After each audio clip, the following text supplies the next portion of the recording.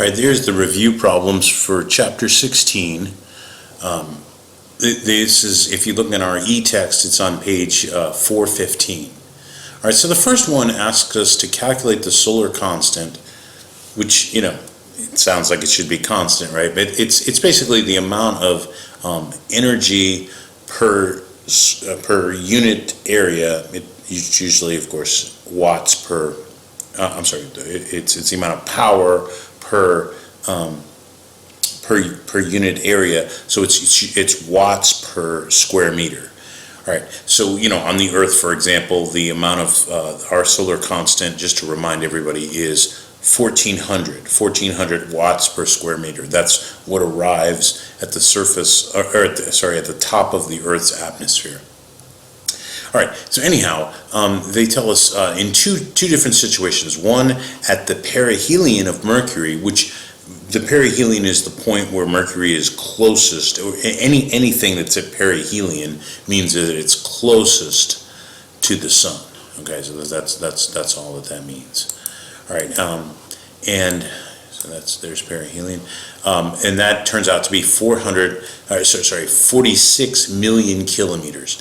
And then the second part of this, they ask us to do the same calculation to figure out the solar constant for Jupiter, at the surface of Jupiter. So Jupiter is 740.5 million kilometers from the sun. Okay, so these are the distances from the sun.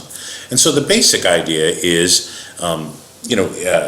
energy expands in a spherical manner, and so if you calculate the surface area of a sphere, and then you use this the distance equation, you can calculate how much flux is arriving. All right, so we know the luminosity of the sun. All right, we should write that down first, right? So that's going to be true for everything. So right at the surface of the sun, there is 4 times 10. That's a 10 to the 26th watts. All right, so again, that gets spread out in a spherical, an ever increasing sphere, and so you just measure the radius, the distance from the, we're going to call that d in this particular case.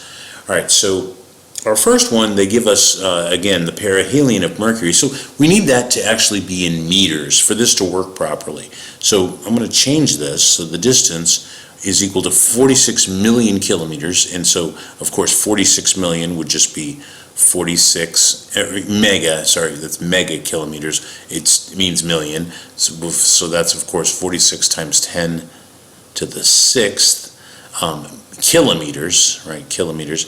But then again, 1 kilometer is 10 to the 3rd meters, right? So let's rewrite this again, just purely numbers, and we're just going to do this in meters. So it's going to be 46 times 10 to the 6th, right? That came from the million or the mega, and then kilo you can replace by times 10 to the 3rd, right? And again, the whole thing is in meters. So you can do this in your calculator, or you just notice that, of course, you have two things that are being multiplied. They both have the same base 10, and so you just simply add the exponents, right? So this becomes 46, it's supposed to be a 4, times 10 to the 9th, all right? That meters. So that's the distance that we want. All right, so let's, now we have to write the equation. So just remember, for Jupiter, we're going to use 740.5 million kilometers. So again, actually, let me change that as well for Jupiter, right? So for Jupiter, this is really easy. This becomes 740.5, and then for the same reasoning that at the perihelion of Mercury, it's times 10 to the 9th. This is also mega kilometers becomes times 10 to the 9th, meters. All right, so we're going to use that a little bit later. All right, so just keep that in mind. All right, so here we go. We've written the equation. All right, so the solar constant, which is really the flux at Mercury at the distance of 46 million kilometers, which is 46 times 10 to the ninth, is equal to this. So it's the luminosity of the sun. So that's this number, 4 times 10 to the 26th watts. That's always true. Divided by the surface area of a sphere, which is 4 pi times the distance from the center of that sphere squared. So it's going to be 4 pi times, in this particular case, 46 times 10 to the ninth. But we got to square that.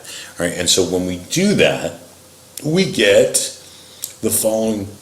It's approximately 15,000 watts per square meter, per meter squared. All right, so remember, compare that to the Earth. Of course, at the top of the Earth's atmosphere, we're getting about 1,400.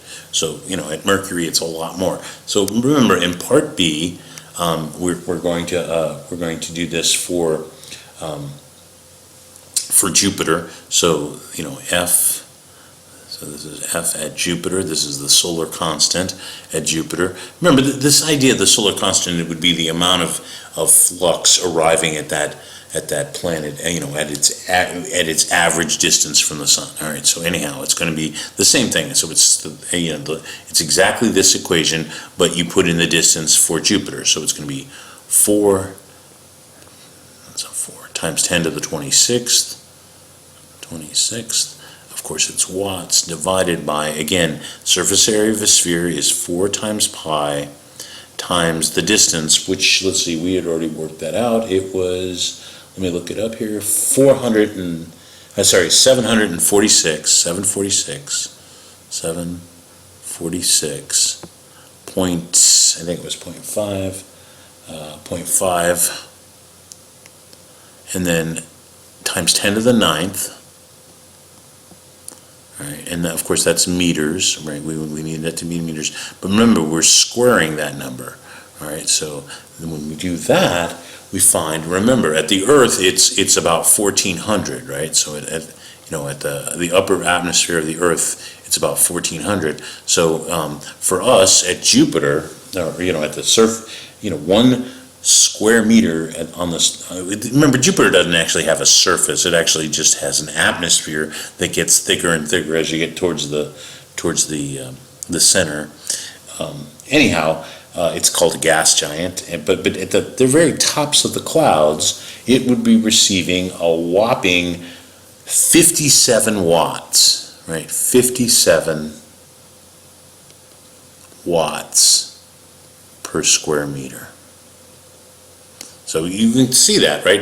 It's really just the distance that's the only difference, right? At the perihelion of Mercury, it's 15,000. At the top of the Earth's atmosphere, it's 1,400, and then at the top of Jupiter's clouds, it would be 57 watts per square meter. All right, so that is our first problem. Let's move on to the next.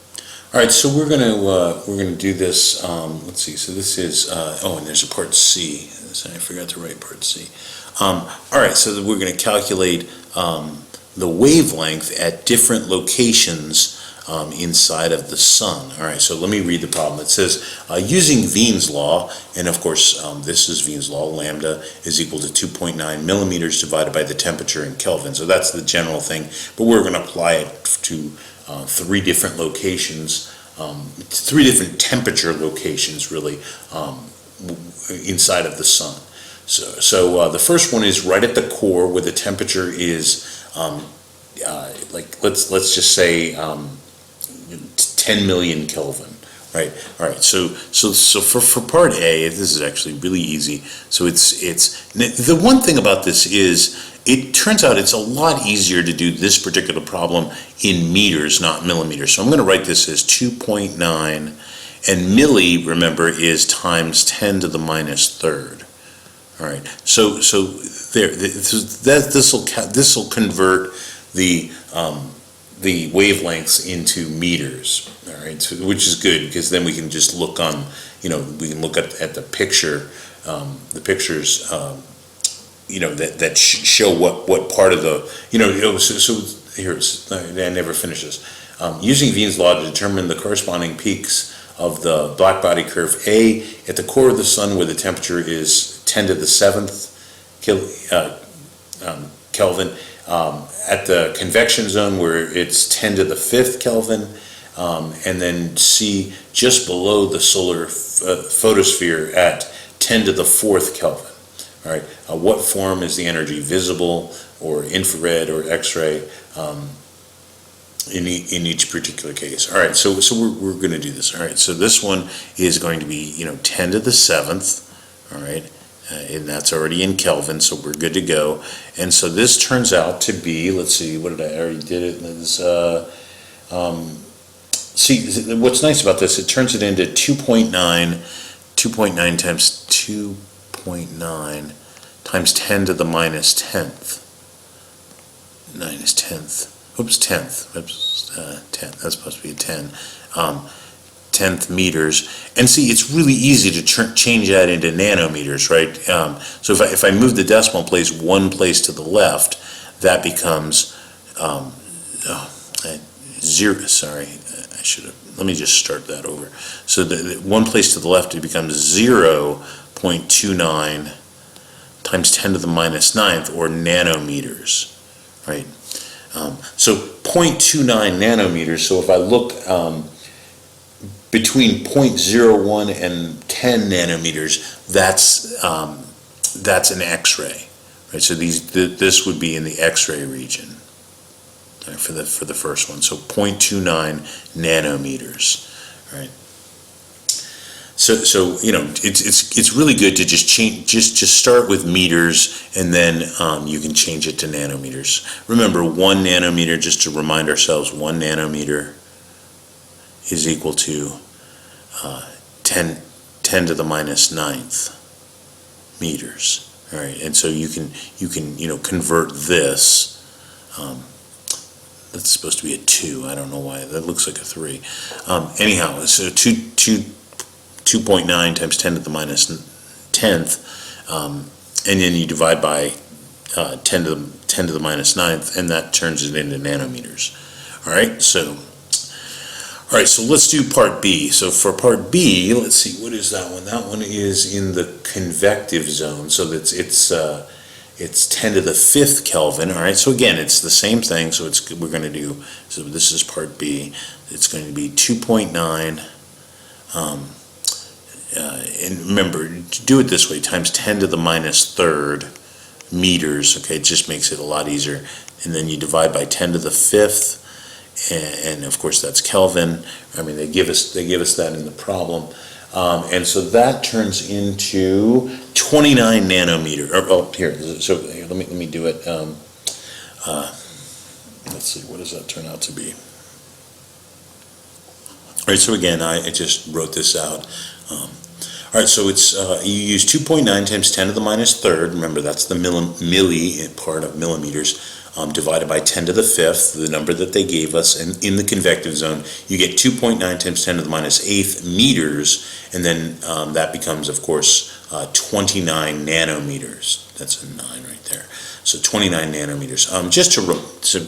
You just use this conversion, right? And so that would be 2.9 times 10 to the minus 8th divided by 10 to the minus 9th, and that's how you get to 29.